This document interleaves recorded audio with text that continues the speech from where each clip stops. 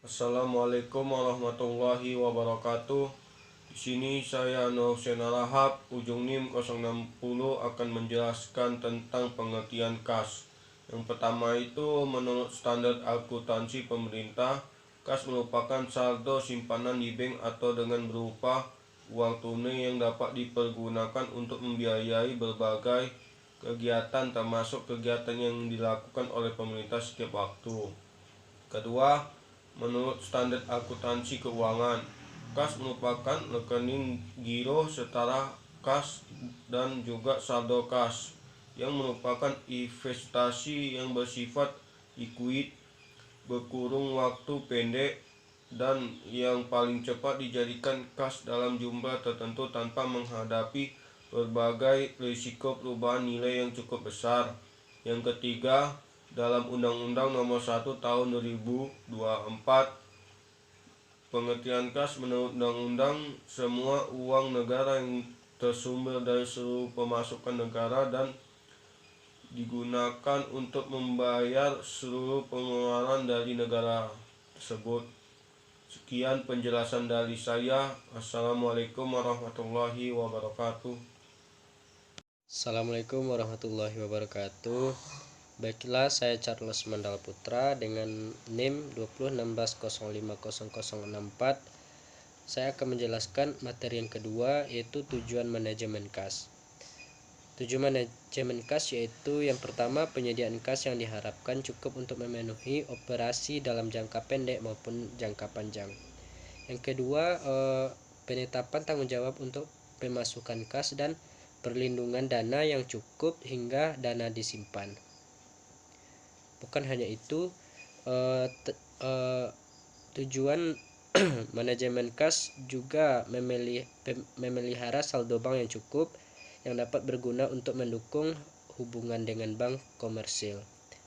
Selanjutnya, penyelenggaraan mengenai pencatatan kas. Terus penyelenggaraan pengendalian untuk menjamin suatu pembayaran yang hanya dilakukan dengan tujuan yang benar dan sah.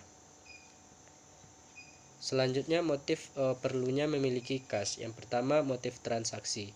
Perusahaan memerlukan uang tunai untuk membiayai aktivitas sehari-hari perusahaan seperti menggaji karyawan, membayar tagihan, membeli barang, dan membayar hutang.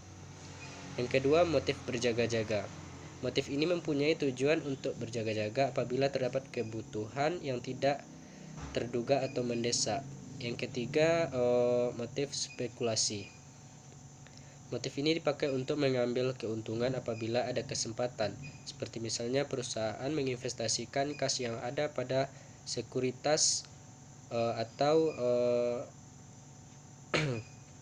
surat berharga yang berharap setelah membeli sekuritas harga akan naik. Yang keempat, motif compensating balance. Pada dasarnya motif ini berhubungan dengan keterpaksaan perusahaan dalam meminjam uang di sebuah bank. Itulah penyampaian materi dari saya. Saya akhiri dengan Assalamualaikum warahmatullahi wabarakatuh.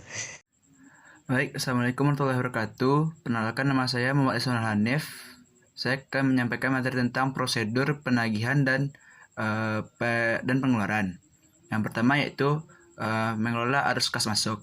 Faktor penyebab pertamanya kas berikut ini adalah sebagai faktor yang menjadi pengaruh bertambahnya suatu kas perusahaan. Antara lain adalah investasi yang dikeluarkan pemilik, hutang yang berasal dari perusahaan, piutang, penyusutan, penjualan kas, penjualan aktiva tetap. Yang kedua, mengelola arus kas keluar. Faktor penyebab berkurangnya kas, terdapat beberapa faktor yang menjadi penyebab berkurangnya suatu kas dalam perusahaan, antara lain buyback saham, pemenuhan kewajiban seperti hutang dan bunga, pembiayaan dividen, kegiatan operasional, pembelian aktiva tetap, dan pembayaran hutang perdagangan. Sekian dari saya. Assalamualaikum warahmatullahi wabarakatuh.